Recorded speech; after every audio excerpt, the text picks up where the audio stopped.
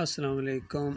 دیکھیے یہ سامنے اسکرین پر یہ اسد الدین اویسی ہیں، انڈیا کے مسلمان ہیں، اور یہ سیاسی انداز سے تقریریں شیریں کرتے رہتے ہیں حکومت کے خلاف بھی۔ یہ بائیں طرف مودی کو دکھایا گیا ہے کہ کس طریقے سے یہ اس تقریر کو سن رہے ہیں۔ تو اصل مسئلہ یہ ہے کہ یہ جو ذلت اور خواری ہے، چاہے پاکستان میں ہو، چاہے انڈیا میں ہو، چاہے برما میں ہو، جو ہوئی ہے، یا پوری دنیا میں ان مسلمانوں کی جو درگت بنی ہوئی ہے، ذلت اور خواری ہے، وہ ان کے عقیدے کے اندر خرابی ہے، ان کے دماغ کے اندر شرک ہے، اور شرک اللہ کو گالی ہے۔ اللہ کو گالی دینے کے بعد پھر آپ کہیں کہ میں حق کو نہیں چھوڑوں گا، میں ایمان کے اوپر قائم ہوں، اور ہم نبی علیہ السلام کے امتی ہیں، اور ہم اپنی جان قربان کر دیں گے۔ جان تو قربان کر دیں گے لیکن جنت نہیں ملے گی، جنت تو ایمان خالص سے ملے گی۔ ذرا اویسی صاحب کے شرک عقیدے اپنی آنکھوں سے دیکھیں اور اپنے کانوں سے سنیں، اور اس کے بعد تبصرہ انشاءاللہ میں بعد میں کروں گا۔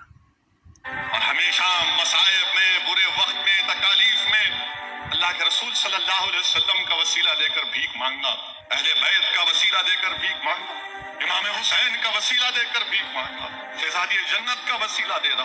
آپ کو معلوم یمن میں 1,00,000 مسلمان بچے مر گئے دوائیں۔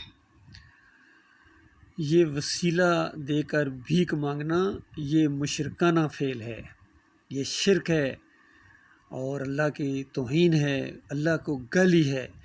اللہ کو پکارنا ہے تو اس کو ارحم الراحمین کہو، اور تمہاری یہ دعوت مشرکانہ دعوت جب مودی کے سامنے آئی ہے تو بتاؤ یہ اسلام کے بارے میں کیا تصور قائم کرے گا؟ یہ مسلمان ہیں، یہ بھی اسی طرح واسطے وسیلے کے قائل ہیں جس طرح مشرکین مکہ تھے، ان کے عقیدے بھی اسی طریقے سے ہیں۔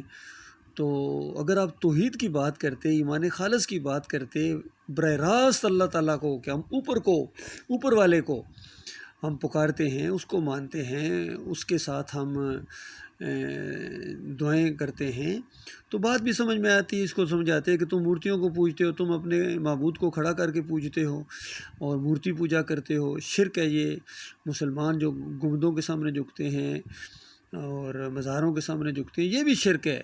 تو دونوں فریق اللہ کو نہیں مانتے ہیں، تو اس طرح کھل کے دعوت ان کے سامنے آتی تو پھر ظاہری بات ہے ان کو سمجھ میں بھی معاملہ آتا، ایمان اور شرک کے درمیان فرق واضح ہوتا، مسلم اور غیر مسلم میں فرق واضح ہوتا۔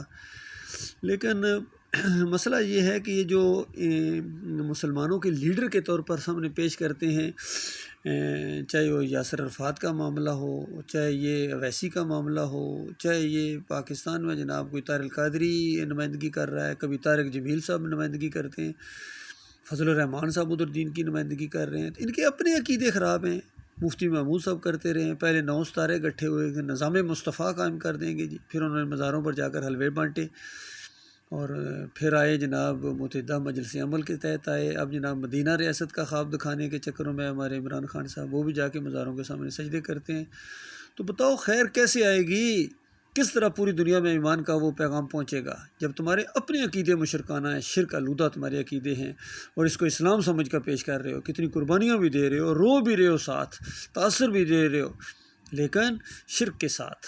تو یہ اصل مسئلہ ہے، مسلمانوں کی اصل جو ذلت اور خواری ہے، اور ان کا اصل جرم شرک ہے۔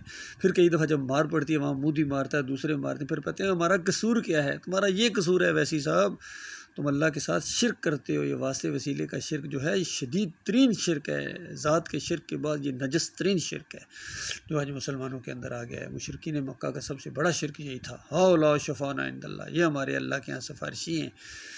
اور آج امت مسلمہ کے جو بت ہیں یہ لیٹے ہوئے ہیں قبروں کے اندر، مزاروں کے اندر، گنبد پرستی ان کے اندر آ گئی ہے۔ تو یہ گنبد کو پوجنا یا مورتی کو پوجنا یہ بالکل ایک جیسا ہے۔